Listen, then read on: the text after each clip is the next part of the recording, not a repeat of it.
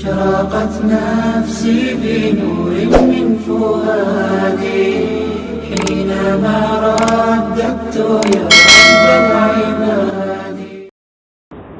أعوذ بالله من الشيطان الرجيم. بسم الله الرحمن الرحيم. اقرأ باسم ربك الذي خلق خلق الإنسان من علق اقرأ وربك الأكرم الذي علم بالقلم علم الإنسان ما لم يعلم. صدق الله العظيم وصدق رسوله النبي الكريم ونحن على ذلك من الشاہدین. مسلمانوں کے دو بہت ہی اہم اور بڑے تہوار ہیں. پہلا تہوار ہے عید اور اس کے 2 مہینے 10 دن کے بعد دوسرا تہوار آتا ہے جسے کہتے ہیں بقرعید. عربی میں اس کا نام ہے پہلے تہوار کا عید الفطر اور دوسرے کا نام ہے عید الاضحیٰ. یہ جو تہوار ہے یہ تہوار خود ہی پوری دنیا کے مسلمانوں کو بڑے ہی اہم پیغام دیا کرتا ہے. عید الفطر کے اندر بھی بے شمار پیغامات ہیں اور عید الاضحیٰ کے اندر بھی. اس موضوع پہ کبھی اور گفتگو ہوگی. اشارے میں اتنا سمجھ سکتے ہیں آپ کہ عید الفطر میں یہ پیغام ہے کہ رمضان کا مبارک مہینہ بھوک اور پیاس میں گزار کر اللہ رب العزت نے یہ سکھایا اور بتایا ہے ہمیں اور آپ کو کہ دنیا میں کتنے لوگ بھوکے سویا کرتے ہیں. تو جو بھوکے انسان سوتے ہیں ان بھوکوں کا خیال کرنا ہے آپ سب لوگوں کو. اور عید الاضحیٰ کے اندر یہ پیغام دیا جاتا ہے خاص جانوروں کی قربانی کے ذریعے کہ جب کبھی وقت آئے تو آپ بھی قربانی کے لیے اس سے زیادہ بہتر طریقے سے تیار رہیے. لیکن آج ہم آپ کو جو ہے یہ پیغام دینا چاہتے ہیں اس موقع پر کہ پوری دنیا کے اندر بڑی کثرت سے یہ بات کہی جاتی ہے کہ اسلام کے اندر علم یعنی ایجوکیشن کا کوئی اہتمام نہیں ہے. اور ساتھ میں یہ بھی کہا جاتا ہے کہ تمام دنیا کے مسلمان ایجوکیشن یعنی علم میں بہت پیچھے ہیں. تو آپ کو ہم یہ بتانا چاہتے ہیں کہ اسلام نے جتنا زیادہ زور دیا ہے علم حاصل کرنے پر پورے دنیا کے مذاہب اس بات سے بہت دور ہیں. اور اس کی سب سے بڑی دلیل یہ ہے کہ حضرت جبریل علیہ السلام حضرت رسول اکرم صلی اللہ علیہ وسلم کی خدمت میں سب سے پہلی وحی لے کر جب حاضر ہوئے ہیں تو پورے دنیا کے علماء اور ائمہ مفسرین کا اتفاق ہے کہ وہ سب سے پہلی آیت 5 آیتیں ہیں سورۃ العلق کی. اور ان 5 آیتوں میں جو سب سے پہلا حکم ہے اللہ کی طرف سے اپنے نبی کو اور نبی کے واسطے سے پوری امت کو وہ ہے اقرأ آپ پڑھیے. اقرأ اور پڑھنے کا طریقہ بھی سکھلایا اللہ تعالیٰ نے. اقرأ باسم ربک الذی خلق آپ پڑھیے اپنے رب کے نام کی مدد سے جس نے ساری کائنات کو بنایا ہے اور تمام مخلوقات کو اس نے پیدا کیا ہے. اقرأ باسم ربک الذی خلق اس پر سب کا اتفاق ہے. یہ پہلی آیت ہے. اور اس بات پر بھی سب کا اتفاق ہے کہ پوری دنیا میں اللہ تعالیٰ نے جو سب سے پہلا حکم نازل فرمایا ہے وہ تعلیم حاصل کرنے کا ہے.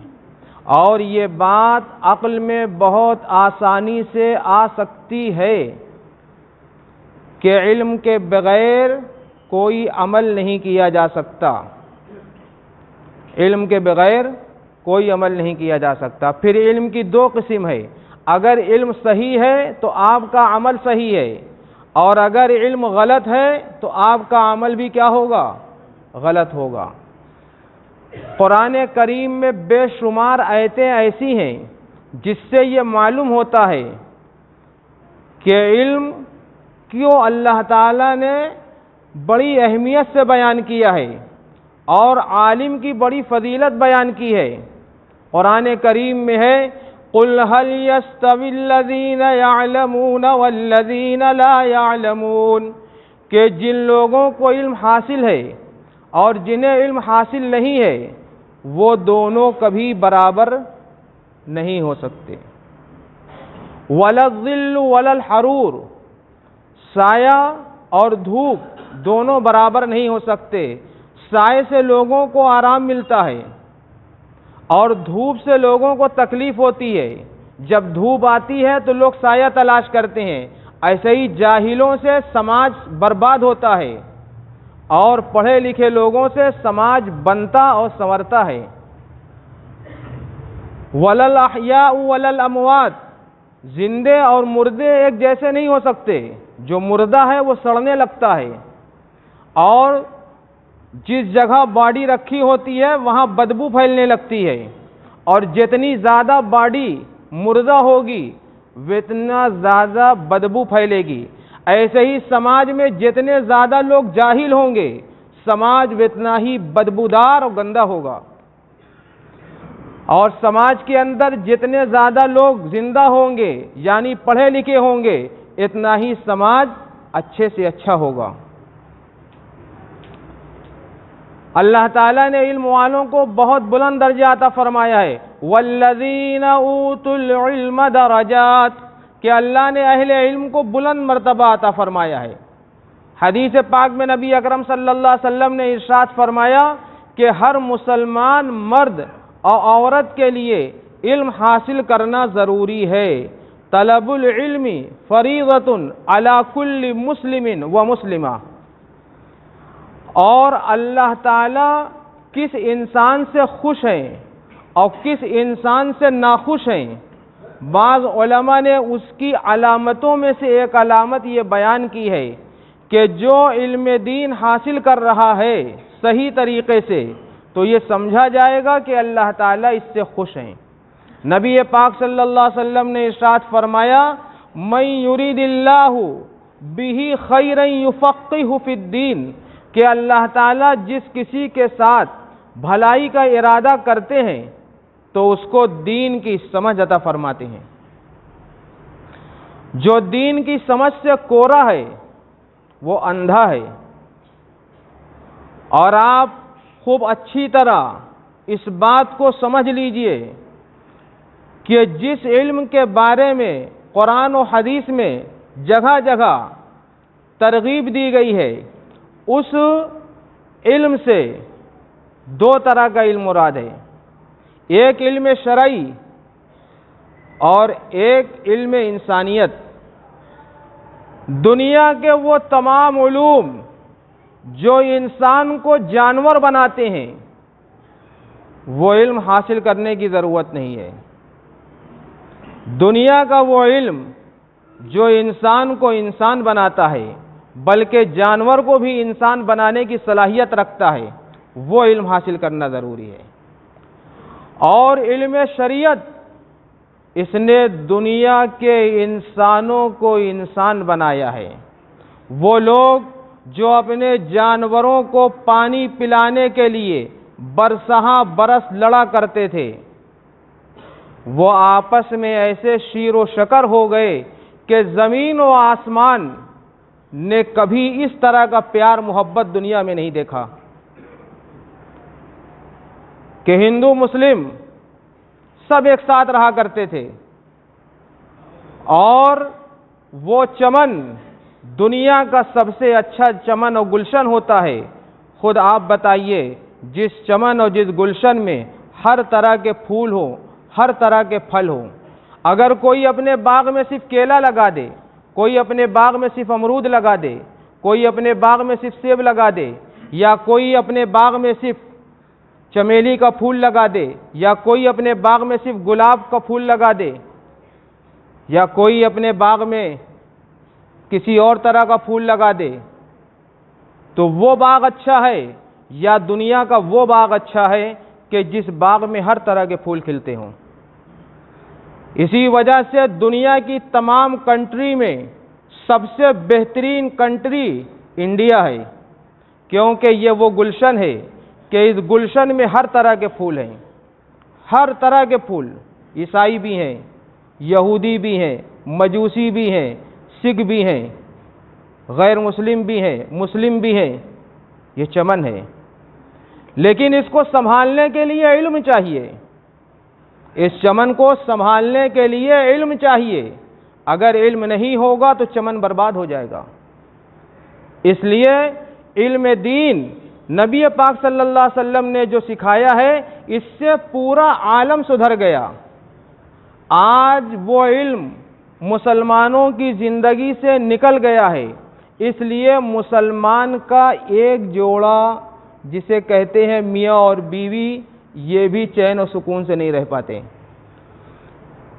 سب سے پیارا رشتہ قرآن خود کہتا ہے وَجَعَلَ بَيْنَكُمْ مَوَدَّةً وَرَحْمَةً، کہ تمہارے درمیان ہم نے مودت اور رحمت رکھ دی ہے۔ اس رشتے میں بھی علم دین نہ ہونے کی وجہ سے درار آ جاتا ہے، اور ایسا درار کہ تصور کے باہر ہے۔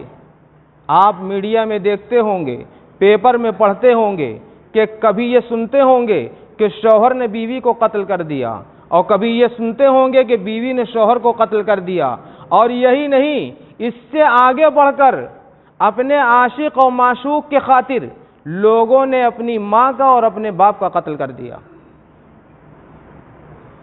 تو یہ قتل کیوں ہو رہا ہے؟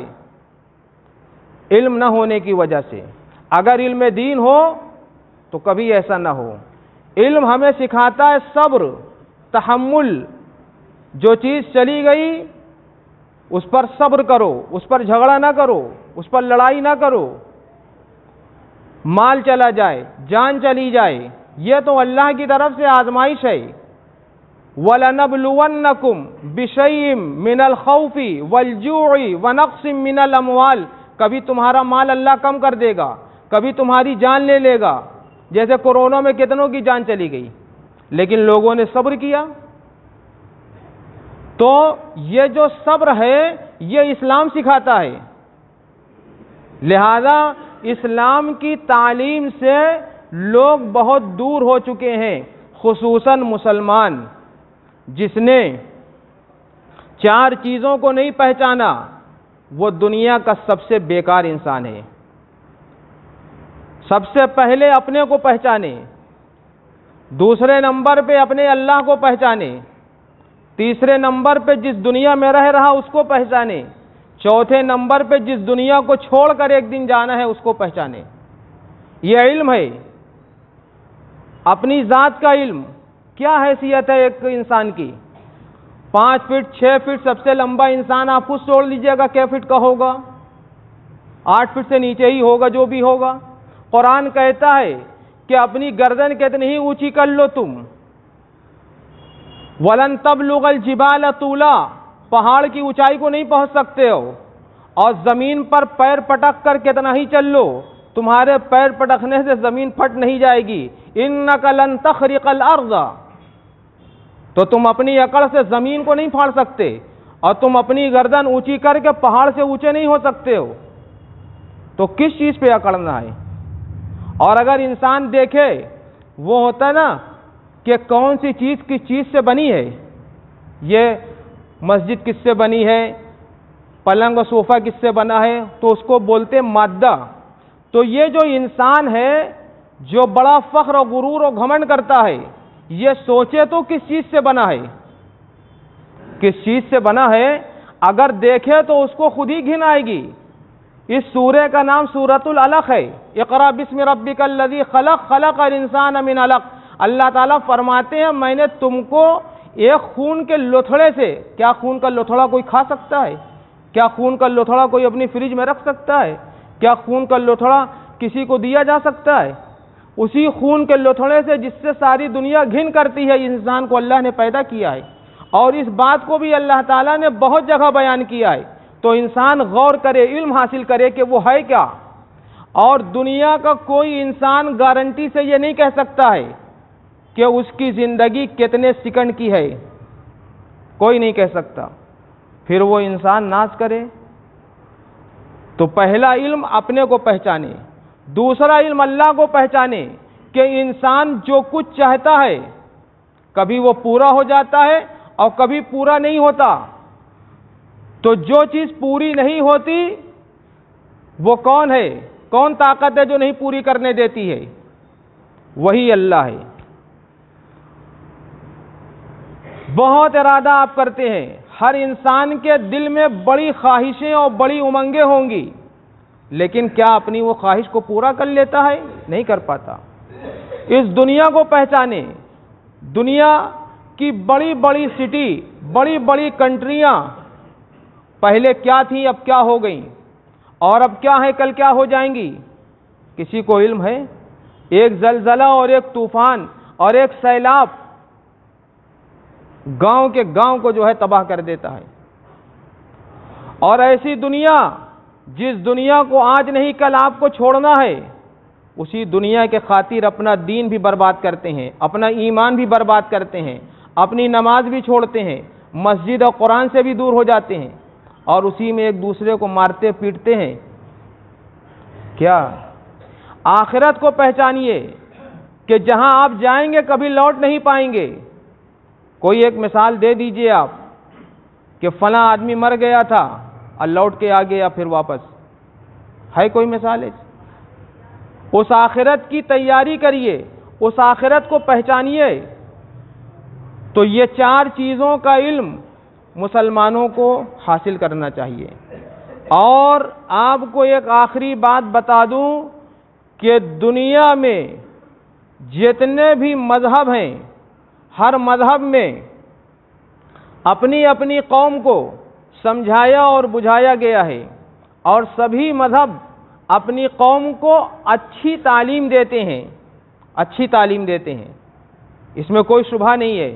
کسی مذہب کو کبھی برا نہیں سمجھنا چاہیے، لیکن اتنا ضرور سمجھنا چاہیے کہ دنیا کے تمام مذہب کو ترتیب دینے والے لوگ وہ اللہ کے پیدا کیے ہوئے ہیں، لیکن اسلام مذہب کو ترتیب دینے والی ذات وہ ہے جس نے پوری کائنات کو بنایا ہے، اللہ تعالیٰ. اور پھر اللہ تعالیٰ نے یہ چیلنج کیا ہے کہ ہم نے اس مذہب کے اندر تمہارے بھلائی کی جتنی چیزیں تھیں اس میں سے کچھ چھوڑا نہیں ہے، اور جتنی چیزیں تمہیں نقصان پہنچا سکتی تھیں ان تمام چیزوں سے میں نے یا میرے پیغمبر نے یا میری کتاب نے تمہیں روکا ہے. کوئی معمولی بات ہے؟ ما فرطنا فی الکتاب من کل شیء. اور آخری اعلان اللہ تعالیٰ نے آخری حج میں یہ بھی کر دیا، الیوم اکملت لکم دینکم واتممت علیکم نعمتی ورضیت لکم الاسلام دینا، کہ آج میں نے تمہارے مذہب کو مکمل بھی کر دیا ہے، بالکل مکمل ہے، اس میں کوئی کمی اور بیشی نہیں ہے. کسی کے چلانے سے، کسی کے چیخنے سے کوئی مذہب خراب نہیں ہو جاتا ہے. اس کی کوالٹی ہے، اس کی تاریخ ہے. دنیا تاریخ پڑھے، دنیا دیکھے، نظارہ کرے. یہ واحد مذہب تھا دنیا کا جس پر عمل کرنے والوں نے اپنے مذہب کی کوئی تعریف نہیں کی. جو اس کے اولین لوگ تھے جنہوں نے پوری دنیا میں اس مذہب کو پہنچایا ہے، انہوں نے اس مذہب کی کوئی تعریف نہیں کی کہ ایسا ہے ویسا ہے. انہوں نے صرف یہ کہا کہ جیسے ہم ہیں ویسے تم ہو جاؤ. وہ سچے تھے، وہ ایماندار تھے، وہ جو لکھتے تھے صحیح لکھتے تھے، وہ جو بولتے تھے صحیح بولتے تھے. ان کے دلوں میں لوگوں پر رحم تھا، ان کے دلوں میں اور ان کے مذہب میں کوئی ظلم نہیں تھا، کوئی ستم نہیں تھا. کہتے تھے میرے جیسے ہو جاؤ. بنیے ایسے مسلمان، بنیے ایسے انسان کہ آپ لوگوں سے کہیے میرے جیسے ہو جاؤ. یہ کب ہوگا؟ اس وقت ہوگا جب آپ علم دین حاصل کریں گے. اور میں گارنٹی کے ساتھ کہتا ہوں کہ 100 میں 95 لوگ علم دین حاصل نہیں کرتے ہیں. 95 لوگ علم دین حاصل نہیں کرتے ہیں. صرف ٹوپی لگا لینا اور داڑھی رکھ لینا یا کرتا پیجامہ پہن لینا یا ہم ہی ہے رومال اوڑھ لیا تو کوئی ہم پڑھے لکھے تھوڑی نہیں ہو گئے, علم دین تھوڑی نہیں حاصل کر لیا. ایک صاحب کہنے لگے میں حج میں گیا تھا اور حج میں جو ہے گیا تو دیکھا بڑے بڑے مولانا غلطی کر رہے ہیں. تو میں نے ان سے پوچھا کہ یہ بتائیے کہ وہ لوگ تو احرام باندھے تھے اور نیم پلیٹ تو لگائے نہیں تھے, کیسے پتا چلا کہ وہ مولانا ہیں؟ کہا ارے داڑھی رکھے تھے. ارے داڑھی تو یہودی بھی رکھتا ہے, اور داڑھی یہیں پہ کتنے ایسے لوگ رکھے ہیں جو مولانا نہیں ہیں, اور تبلیغی جماعت نے تو سبھی کو مولانا بنا دیا. مطلب داڑھی سے بنا دیا, علم دین سے بنایا کہ نہیں بنایا وہ ایک الگ میٹر ہے. تو بہرحال خلاصہ یہ ہے کہ داڑھی یہ اسلام کی علامت ہے, اس بات کی علامت نہیں ہے کہ وہ عالم ہے. یہ سمجھیے گا آپ, اسلام کی علامت ہے, داڑھی رکھنا چاہیے اچھی بات ہے, ٹوپی لگانا چاہیے یہ نبی کی سنت ہے اچھی بات ہے, لیکن یہ سمجھ لینا کہ ٹوپی والا ٹوپی نہیں پہنائے گا آپ کو اور وہ عالم ہے, یہ عقیدہ غلط ہے. بہرحال اگر آپ علم حاصل کر لیں گے تو چاہے آپ کے سر پہ ٹوپی ہو یا ٹوپی نہ ہو, آپ ایک سماج اور معاشرے کے اچھے انسان کہلائیں گے. اس لیے میں چاہتا ہوں کہ صحیح علم دین حاصل کریے, اس کے لیے جو ہے مشن تیار کریے, پروگرام بنائیے اور اس بات کی کوشش کریے کہ کوئی بھی ہمارے اس ملک کے اندر علم دین سے جاہل نہ رہے. کیونکہ قرآن آپ کے لیے آیا ہے نا, آپ ہی نہیں پڑھنا جانتے. آپ خود سوچئے, صرف سورہ فاتحہ ہی کو لے لیجئے کہ سورہ فاتحہ کا ترجمہ آتا ہے, مطلب آتا ہے؟ اگر آپ دیکھیں نہیں آتا. اتحیات نماز میں پڑھتے ہیں مطلب سمجھتے ہیں, درود شریف پڑھتے ہیں مطلب سمجھتے ہیں, ثنا پڑھتے ہیں مطلب سمجھتے ہیں. تو اس سے اندازہ ہوتا ہے کہ ہم کتنے ان پڑھ ہیں. اور جس علم نے آپ کو باحیا نہیں بنایا وہ علم بیکار ہے. اب جو علم حاصل کر رہے ہیں لوگ بے حیا بن رہے ہیں. باحیا بنیے, ہر چیز میں حیا ہونا چاہیے. بہرحال یہ بہت لمبا موضوع ہے, پھر کبھی بیان کیا جائے گا. اشرقت نفسی بنور من فؤادی حينما رددت يا رب العباد وانتشت روحي وصار الدمع يجري يا إلهي خذ بقلبي للرشاد.